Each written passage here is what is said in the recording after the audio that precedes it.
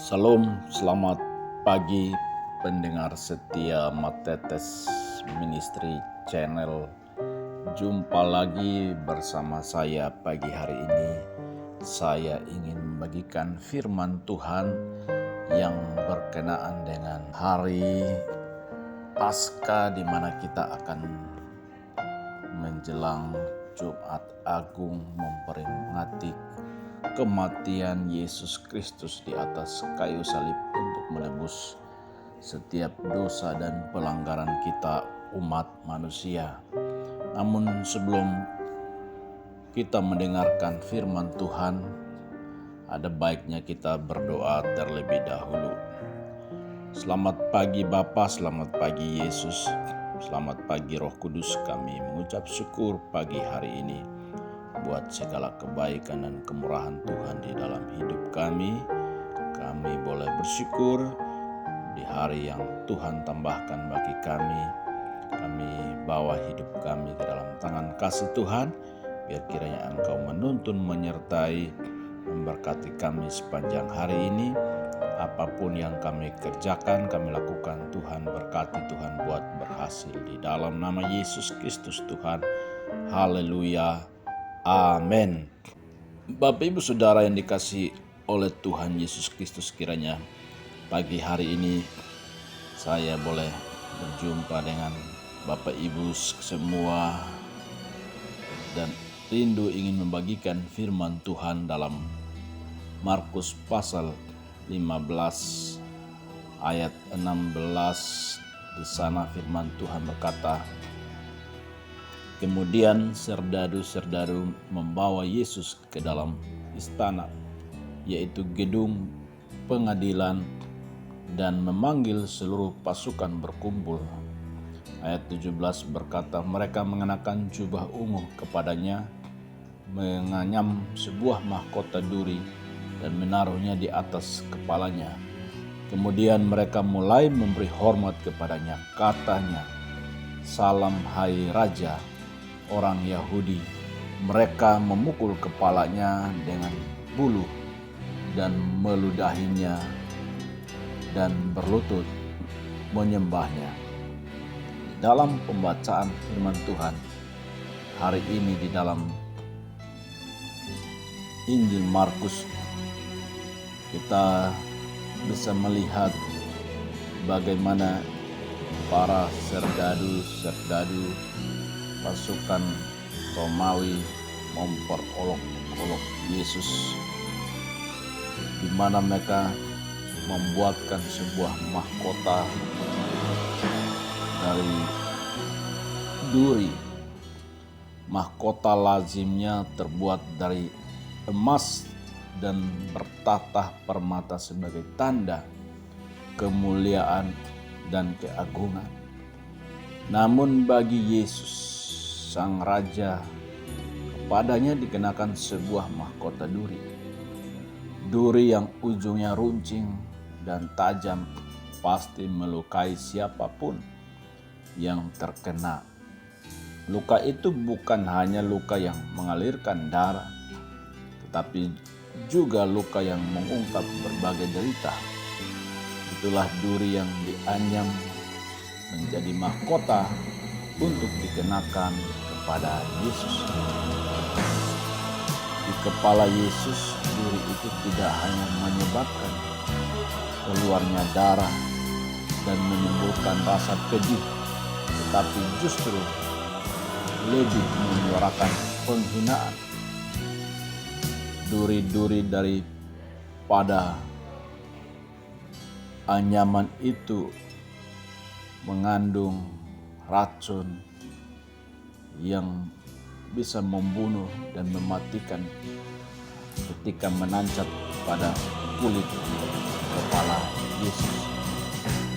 Dan dapat dibayangkan pedihnya luka di luar dan luka di dalam diri yang mesti ditanggung Tuhan Yesus apabila kita turut menyaksikan bagaimana para prajurit memberi hormat dan salam yang tidak lain sebagai bentuk olok-olok penghormatan mereka diikuti dengan tindakan pelecehan yang kejam.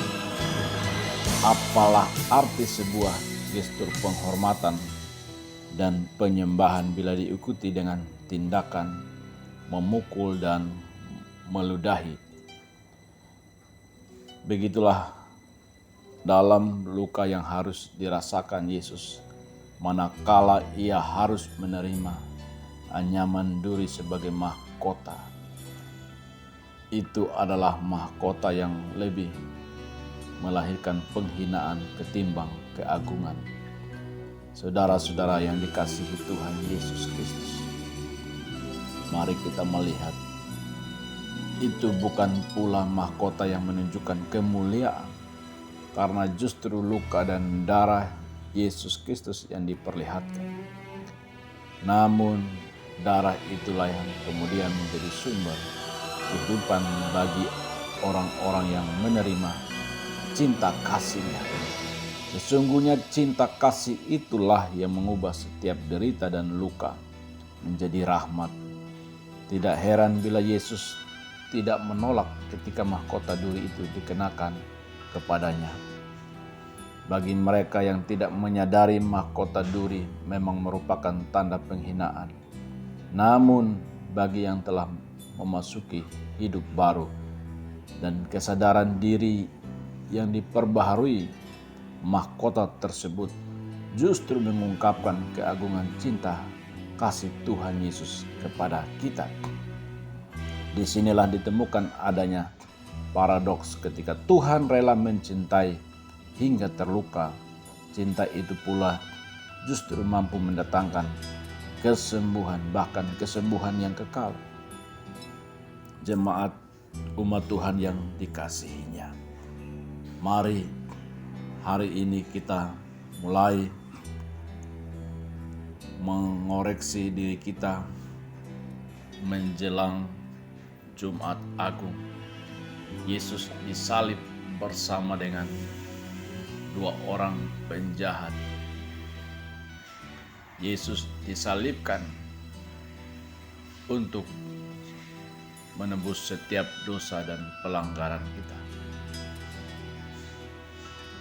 Di mana posisi kita sekarang ini ketika kita menyadari akan begitu besar kasih Yesus kepada kita sebagai orang-orang penjahat, sebagai orang-orang berdosa yang seharusnya mati dihukum setimpal dengan segala pelanggaran kita. Namun karena kasih-Nya yang begitu besar, Dia rela mati di atas kayu salib untuk menebus setiap dosa dan pelanggaran kita. Tentu saja kita berharap seperti seorang penjahat yang diampuni dosanya ketika disalibkan bersama-sama dengan Dia. Ketika kita diampuni, maka kita mati terhadap dosa. Oleh karena itu, mari kita menjalani peringatan sengsara atau kematian Kristus yang sangat mengerikan itu, di mana Ia rela mati untuk menebus dosa umat manusia. Biarlah kiranya kasih Yesus Kristus kepada kita umat-Nya membuat kita semakin hari semakin mengasihi, semakin mencintai Dia, hidup sesuai dengan kehendak-Nya. Jangan sampai kita menjadi orang Kristen yang mati di dalam dosa dan tenggelam terus dalam dosa, tetapi ingin menikmati dunia dengan segala keindahannya. Ambillah keputusan dan komitmen yang baru untuk mati terhadap dosa, yaitu dengan membuang dan meninggalkan setiap kehidupan kita yang lama yang penuh dengan dosa. Kiranya Tuhan Yesus Kristus senantiasa memberkati kita, semua umat-Nya, dimanapun kita berada. Kiranya Tuhan memberkati kita semua. Mari kita berdoa. Tuhan Allah kami dalam kerajaan surga, kami mengucap syukur buat anugerah dan kasih setia Tuhan bagi kami umat-Mu, di mana Engkau mau mati di atas kayu salib untuk menebus setiap dosa dan pelanggaran kami. Hari ini Tuhan kami berdoa, kami mohon ampun di hadapan-Mu, biar kiranya pengorbanan-Mu bagi kami tidak sia-sia. Nah, kami mau menjalankan hidup kami sesuai dengan kebenaran firman Tuhan, supaya kami berdampak nyata bagi orang-orang di sekeliling kami. Umat Tuhan yang dikasihinya, mari arahkan hatimu dan terimalah berkat Tuhan. Tuhan memberkati engkau dan melindungi engkau. Tuhan menyinari engkau dengan wajah-Nya dan memberi engkau kasih karunia. Tuhan menghadapkan wajah-Nya kepadamu dan memberi engkau damai sejahtera bagi hari ini kekal hingga selama-lamanya. Tuhan Yesus memberkati. Kiranya saudara-saudaraku diberkati melalui renungan Matetes Ministry ini, bisa membagikan link ini kepada orang-orang yang saudara kenal, saudara-saudara yang sedang dalam pergumulan. Kami dengan sukacita menerima konseling doa untuk saling memberkati tubuh Kristus. Salam, Tuhan Yesus memberkati.